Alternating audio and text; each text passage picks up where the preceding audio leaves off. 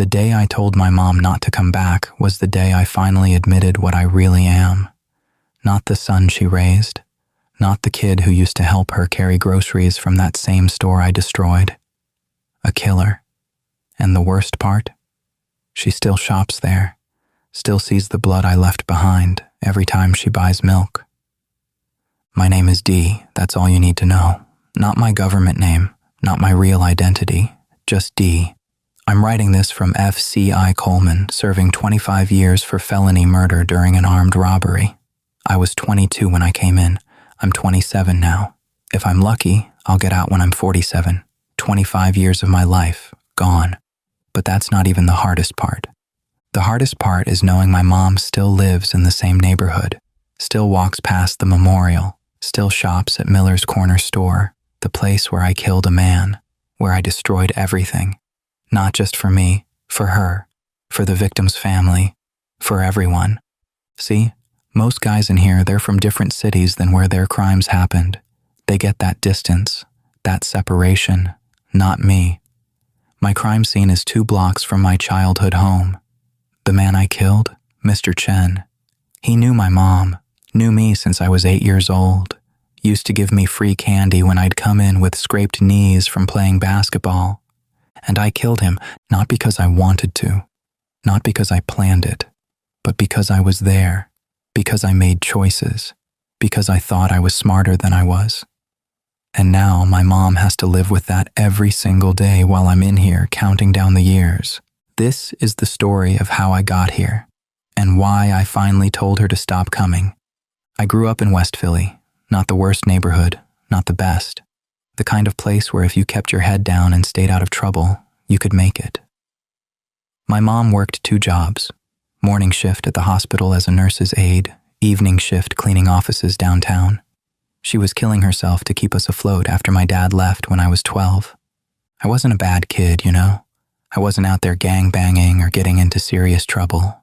I was just stupid and desperate and 22 years old thinking I knew everything. I'd dropped out of community college after a year. Couldn't afford it, even with my mom's help. Started working at a warehouse, making barely enough to help with bills.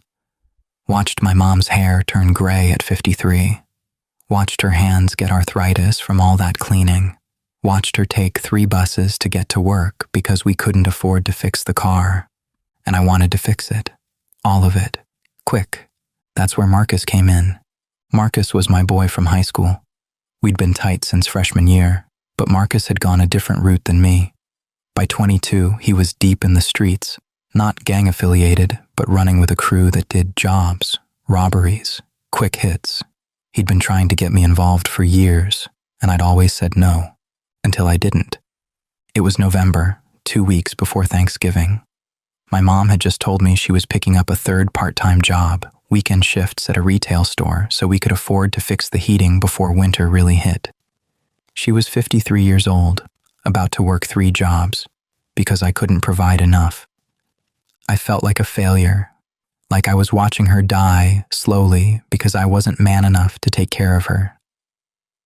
So when Marcus called me that night, talking about 1 job, easy money, $5,000, I listened, really listened. For the first time. "Yo, D, I got something clean," he said. "Corner store, elderly owner, keeps the cash in a safe in the back. We hit it late Sunday night, in and out in 5 minutes. No cameras that work, he's old and slow. We scare him a little, get the money, disappear. 5,000 each. Easy." I should have hung up, should have told him I wasn't interested. But instead, I asked, "How many people?" "4 of us. Me, you, Trey, and Darius. You just gotta stand by the door, make sure nobody comes in. That's it. Just watch the door. 5 minutes, 5,000. You in?" I looked at my mom's bills on the kitchen table, looked at the space heater we'd been using because the real heat didn't work, looked at the collection notice from the electric company. "Which store?" I asked. "Does it matter?" It should have mattered. I should have asked, but I didn't. "I'm in," I said. That was my first mistake, not my last, not even close. but it was the one that started everything. Sunday night came too fast.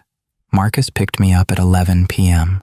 Trey and Darius were already in the car, a stolen Honda Civic with dealer plates, another detail I should have questioned but didn't. We drove through the neighborhood, and that's when my stomach dropped. "Yo, where we going exactly?" I asked. "Miller's Corner Store," Marcus said. "You know it?" I knew it. Of course I knew it. It was Mr. Chen's store, the man who'd known me since I was a kid, the man whose daughter went to my high school, the man who always asked about my mom when I came in. "Yo, I can't do this one," I said immediately. "I know this dude. My mom shops here. Everyone knows me here." Marcus looked at me in the rearview mirror. "Bro, that's exactly why you're perfect. You know the layout. You know the old man won't call cops quick 'cause he knows you. It's perfect. Nah, man, pick another store." "We already cased this one," Trey cut in. "Everything's set. Don't bitch out now."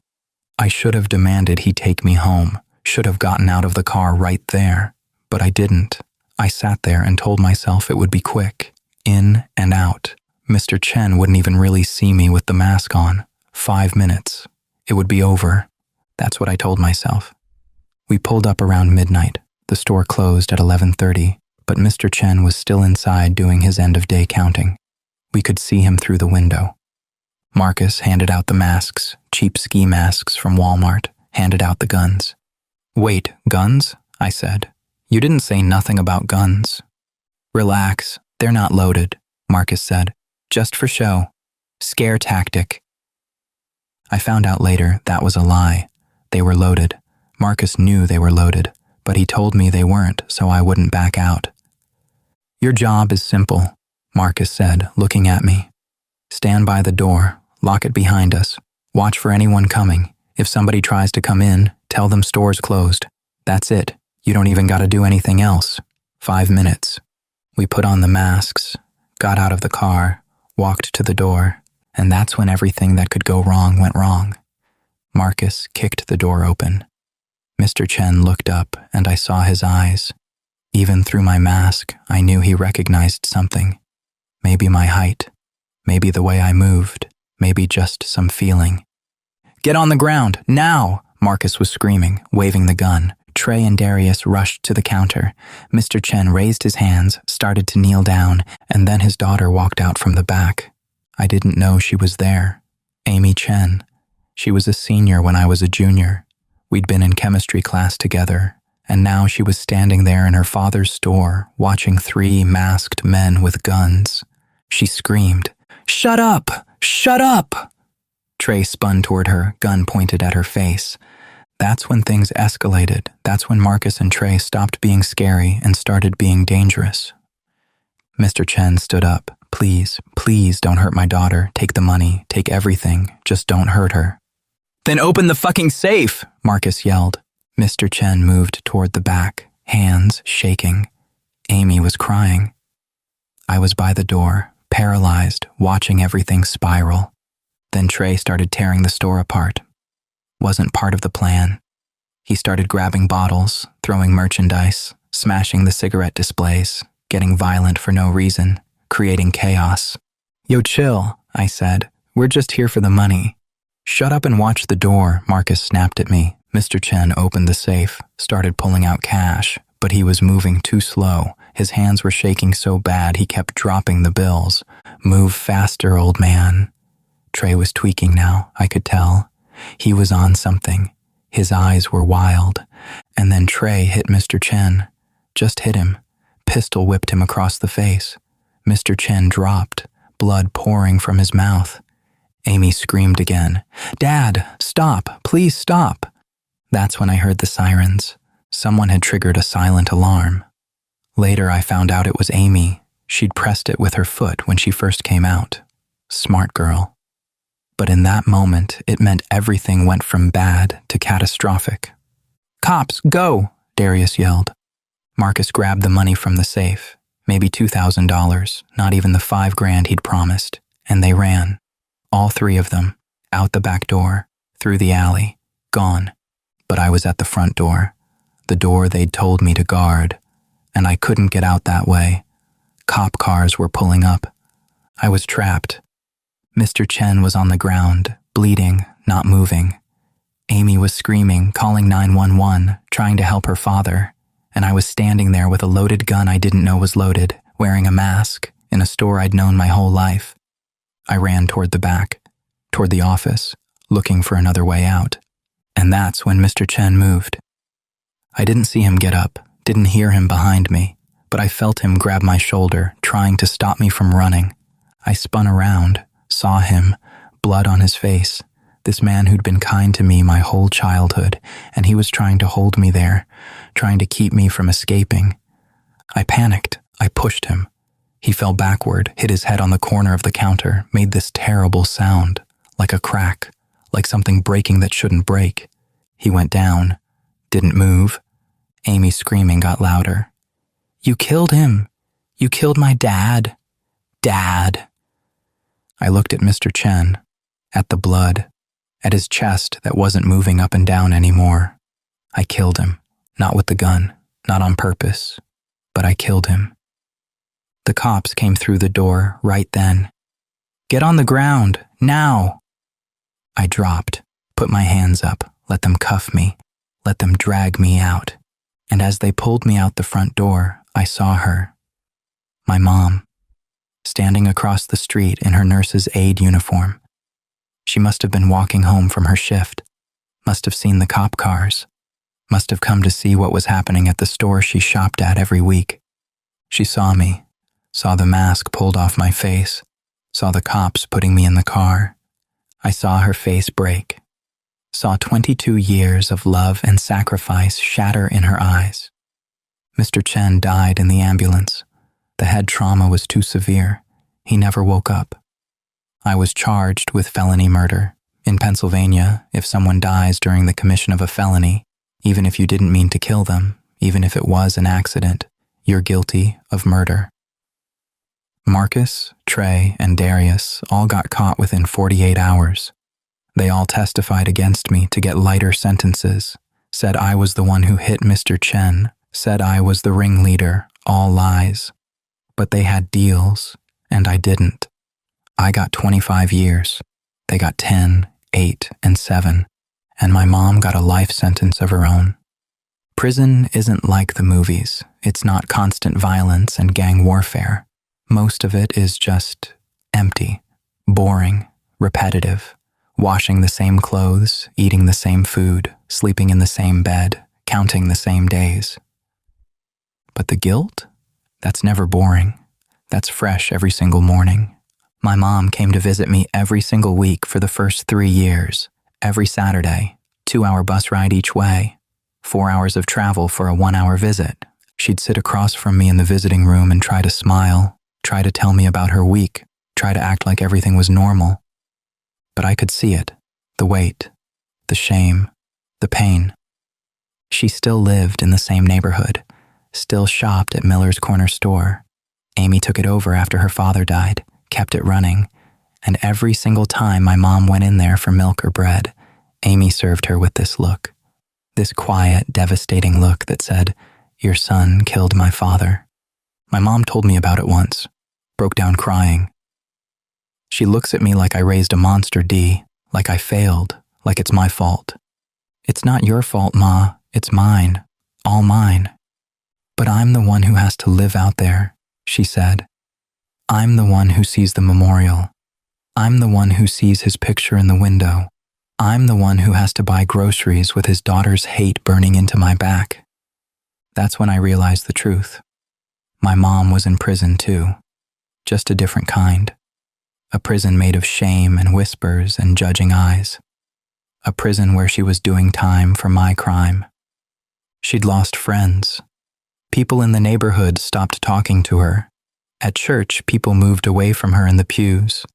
At work, when people found out her son was a murderer, they treated her different. She was paying for what I did, and she'd keep paying for it every day for the rest of her life. But she kept coming, kept visiting, kept putting money on my commissary, kept writing letters, kept loving me when I didn't deserve it, until I couldn't take it anymore.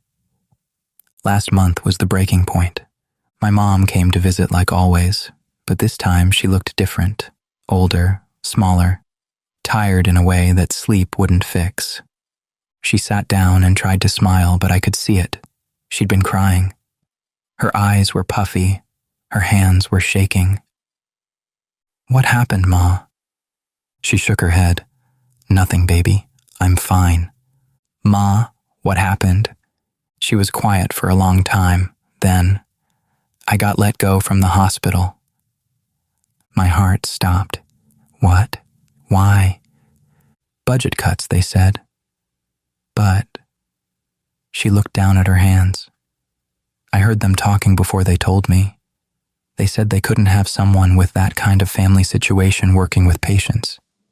They said it was a liability, that families of patients complained. I felt something break inside my chest. "And the church," she continued, her voice cracking.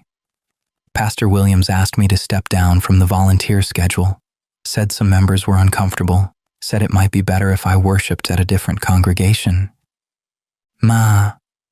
"And yesterday," she pushed through, tears streaming now, "I went to Miller's for groceries like always, and Amy asked me to please shop somewhere else, said it was too hard, said seeing me every week was like reopening the wound, said she couldn't heal with me there. I couldn't breathe, couldn't speak. So I don't know where to shop now," my mom said, trying to laugh through tears. "Isn't that stupid? I'm worried about where to buy milk." That's when I saw it clearly. My mom wasn't just living with my crime. She was being punished for it, every day, every interaction, every moment. She was serving my sentence on the outside while I served it on the inside. And the visits, the weekly trip to see me, it was keeping her tied to it, keeping her trapped, making it impossible for her to move on, to heal, to maybe, possibly, one day be free of this. As long as she kept coming here, she'd never escape me, never escape what I did, never escape the prison I built for her. "Ma," I said slowly, "I need you to do something for me." "Anything, baby. What do you need?" "I need you to stop coming here." She looked at me like I'd slapped her. "What?" "I need you to stop visiting. Stop putting money on my books. Stop writing. Stop everything." "Dee, no. I'm serious, Ma. You gotta let me go." "You're my son. I'll never let you go." "You have to." I felt tears coming now, didn't try to stop them. "Ma, look at me. Really look at me. I'm a murderer. I killed a good man. I destroyed his family. I destroyed our family. I destroyed your life. That's not..." "Yes, it is." I was loud now, didn't care who heard. "Mr. Chen is dead because of me. Amy doesn't have a father because of me. You lost your job because of me. Lost your church because of me. Can't even buy groceries in your own neighborhood because of me." She was sobbing now, shaking her head. "I'm 27 years old," I continued. "I'll be 47 when I get out. If I get out. That's 20 years, Ma. 20 more years of you doing this. 20 more years of you suffering for my choices. 20 more years of people looking at you like you're guilty too. I don't care what people think. But I do." I hit the table. "I care, because you deserve better than this. You deserve a life. You deserve to walk down the street without shame. You deserve to shop where you want, go to church where you want, work where you want, live where you want, and you can't do any of that while you're chained to me." "You're my son," she whispered. "I love you." "I know," I said, softer now. "I know you do. And that's exactly why you have to go. Because I love you too, and watching you destroy yourself for me is worse than being in here. It's worse than anything they could do to me in this place. Dee, please. Ma, listen to me." I looked her in the eyes. "I killed a man, a good man, a man who knew you, who was kind to you, who trusted you enough to be kind to your son, and I killed him. That's who I am. That's what I did. And you sitting here pretending I'm still your little boy? It's not helping either of us. It's just keeping us both in prison." She was crying so hard she couldn't speak. "You gotta move, Ma. Maybe to a different neighborhood, different city even, somewhere nobody knows, somewhere you can start over, work in peace, go to church in peace, buy groceries without seeing memorials and judgment, live the rest of your life without my shadow. I can't just leave you. Yes, you can. Yes, you should. I reached across the table, held her hands. Ma, you raised me right. You did everything right. I'm the one who failed. I'm the one who made the choice. I'm the one who has to live with it. But you don't. You've done enough. You've sacrificed enough. You've paid enough. But you're my baby, and you'll always be my mom. Nothing changes that. Not distance, not time, not these walls. You'll always be my mom, and I'll always love you. But that love means letting you go, letting you be free of this, of me. The guard called time. Visiting hour was over. My mom sat there, tears streaming, not moving. Go, Ma, I said gently, and don't come back, please, for me, for you. Just let me go. She stood up slowly, looked at me for a long time, then she nodded, just once, small, broken. She walked away, didn't look back. That was 3 weeks ago. She hasn't come back, hasn't written, hasn't put money on my books, and it hurts. God, it hurts. But it's the right kind of hurt. The kind that means something's healing, even if the process is painful. I still think about Mr. Chen every day, about that moment when I pushed him and he fell, about the sound, about Amy screaming, about his kindness that I repaid with violence. I think about my mom shopping at Miller's, about her seeing that memorial, about her carrying groceries past the spot where I shattered everything. I think about Amy running that store alone now, about her father never meeting her future kids, never walking her down the aisle, never retiring, never growing old, all because of me. Sometimes other inmates ask me what I'm in for. I tell them the truth, all of it. Don't sugarcoat it. Don't blame anyone else. Don't make excuses. I killed a man during a robbery. A good man. A man who didn't deserve it. A man who knew me. And I deserve to be here. Most guys in here have a story where they're somehow the victim. The system failed them. Their lawyer was bad. The evidence was planted. They were falsely accused. Maybe some of them are telling the truth, but I'm not one of them. I did it. I was there. I made the choices, and a good man is dead because of those choices. The guilt doesn't go away. People think it does, think you get used to it. You don't. Every morning I wake up, and for about 5 seconds I forget where I am, forget what I did, and then I remember, and it crashes over me all over again. But there's something else too, something I didn't expect. Purpose. I've been working in the prison library, helping guys who can't read learn their letters, helping guys study for their GEDs, helping guys write letters to their families. Small things, nothing that makes up for what I did, nothing that brings Mr. Chen back, but maybe it means something. Maybe it means I'm not just wasting these 25 years. Maybe it means I can be something other than just a murderer. I'll never be the son my mom raised. That kid died the night I walked into Miller's corner store. But maybe I can be someone who does something good with the time I have left, even if that time is behind bars. I think about my mom sometimes, wonder where she is now, if she moved like I told her to, if she found a new church, a new job, a new neighborhood where nobody knows her son's name. I hope she did. I hope she's free, because one of us should be. If you're young and thinking about doing something stupid for quick money, don't. I promise you it's not worth it. $5,000. That's what I thought I was getting. Know what I actually got? 25 years. Mr. Chen got death. My mom got exile from her own life. Amy got trauma. Marcus, Trey, and Darius got years too, though less than me. All for money we never even got to spend. The robbery took 5 minutes. The consequences are forever. I see guys in here all the time who made the same mistakes I did Different details, same story. Quick money, desperate situation, stupid choices, devastating consequences. And most of them are still making excuses, still blaming others, still telling themselves they're victims. Don't be that guy. If you're in a bad situation, there are other ways out, harder ways, slower ways, but ways that don't end with you in a cage and everyone you love in their own kind of prison. I was 22 years old when I made the choice that destroyed my life. I'm 27 now. If I get out at 47, I'll have spent the best years of my life in here. No wife, no kids, no career, no home, no life. And that's nothing compared to what Mr. Chen lost, what his family lost, what my mom lost. So to anyone listening, learn from my mistake.